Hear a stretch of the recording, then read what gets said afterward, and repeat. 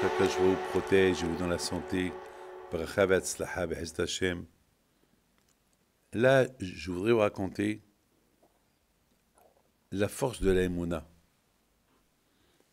Il y a deux histoires.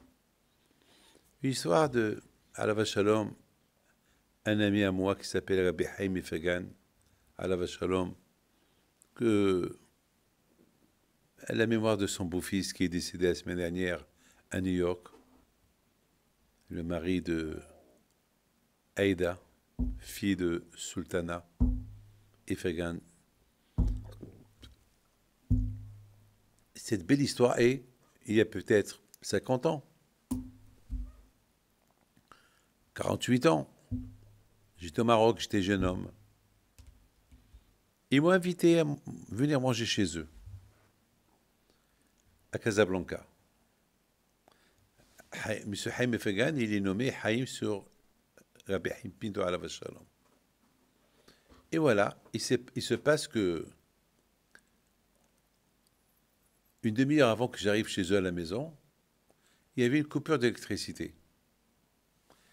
Et à Casablanca, à l'époque, lorsqu'il y avait une coupure d'électricité, c'est pas facile. Il fallait, c'est pas comme aujourd'hui, tout est électronique, tout est sur informatique. À l'époque, c'était tout manuel. Il fallait trouver pourquoi il y a cette panne.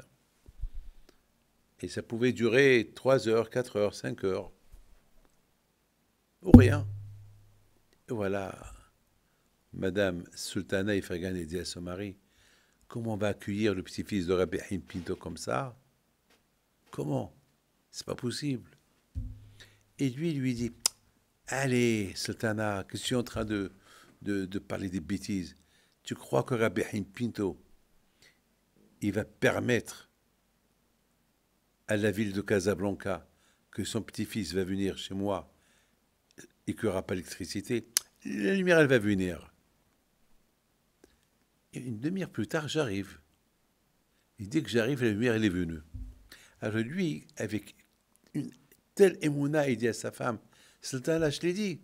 J'ai dit que dès que Rabbi David va venir, il va venir la lumière.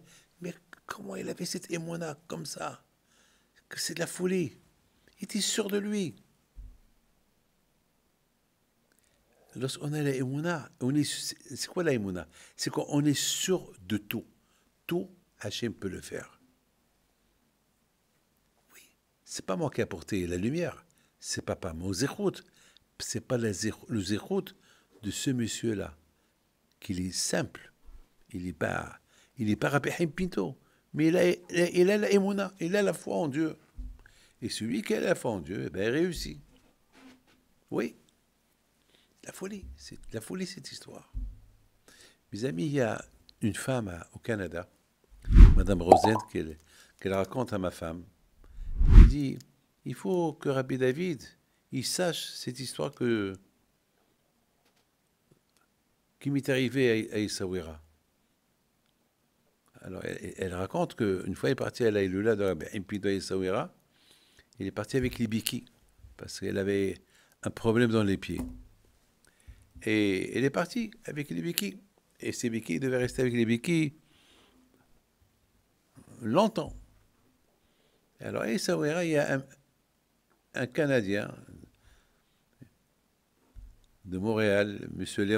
Léon Biton, à qui je remercie beaucoup pour la maison qu'il nous a prêtée lorsqu'on était à Montréal.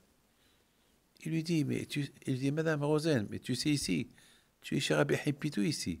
Ici, tu n'as pas le droit de marcher avec les béquilles. Jette-les. Elle lui dit, Madame Rosen, comment je vais jeter les béquilles? Mais je n'ai pas le droit. J'ai encore un bon moment avec ces béquilles. Je ne peux pas les jeter. Alors il répète, tu es ici chez Rabbi Haïm Pinto, jette-les. Tout le monde qui regarde, elle prend les béquilles, elle les jette.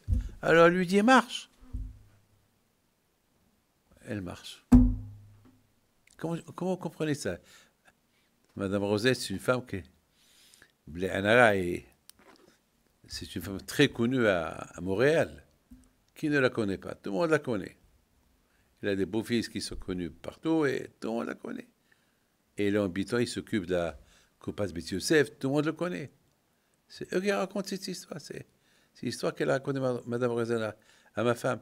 Ton mari qui raconte des histoires de Rabbi Himpido et de Sadikim, avec les Mouna, qui raconte cette histoire-là. Moi qui avais les béquilles, et on m'a dit de les jeter, je les ai jetés, et je marche. Personne n'a compris, ni les médecins, ni personne. Mes amis, c'est ça l'aïmouna. L'aïmouna, ça veut dire En od milibado, il n'y a que Hakadosh Baruch Hu. Que le bon Dieu vous protège et vous donne la santé. Amen.